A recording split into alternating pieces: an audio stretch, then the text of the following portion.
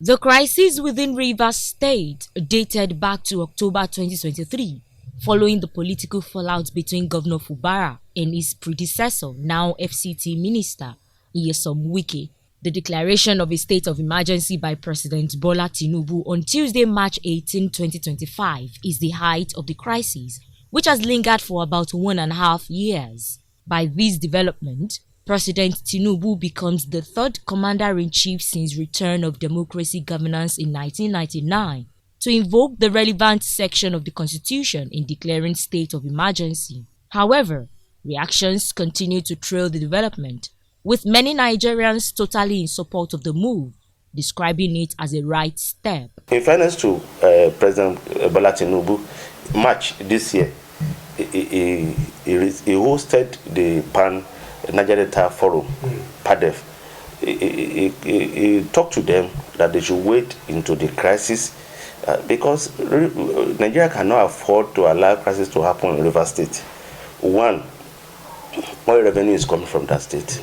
Others, however, differ, noting that the president is only constitutionally right to suspend appointed leaders, but not elected ones, as they went down memory lane on similar scenario in the Nigeria political system. Both Fubara and Wike, have drawn the thing to the extent that if care is not taken, it can be like what happened in old Western region, because it started the problem that led to the coup started in the Western region. And I think that is the way to stop it. Whatever anybody is saying to the contrary is probably out of ignorance or out of partisanship.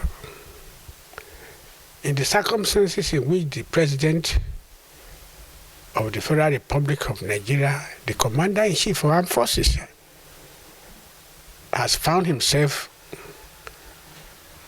in what is happening in the River State, in my candid opinion, I think he has not gotten a better alternative than what he has done.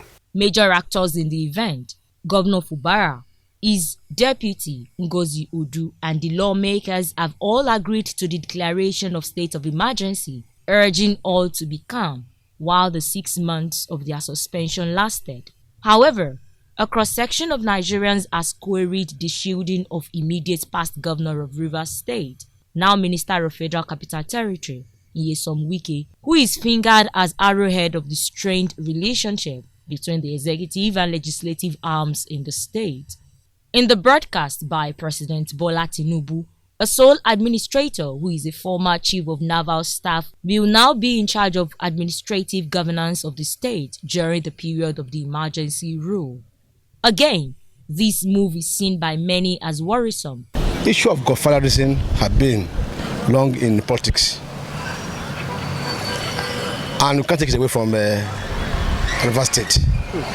So if we want to resolve that issue, in my own opinion, we must also go back and put all our swords down. The governor, the House Assembly members, and let's find political solution in this matter. I expect ordinarily that is where judiciary has to come in and help us in this country. There is no member of bar or bench that will say they don't know, they are not aware that those people crossed, even when they presented facts in the court. Like what happened in Plateau State in 2004, when the governor, Solomon Lalong, returned to his seat. Political observers are watching to see what will pan out in Rivers State after the expiration. Margaret Okunlola, OGTV News.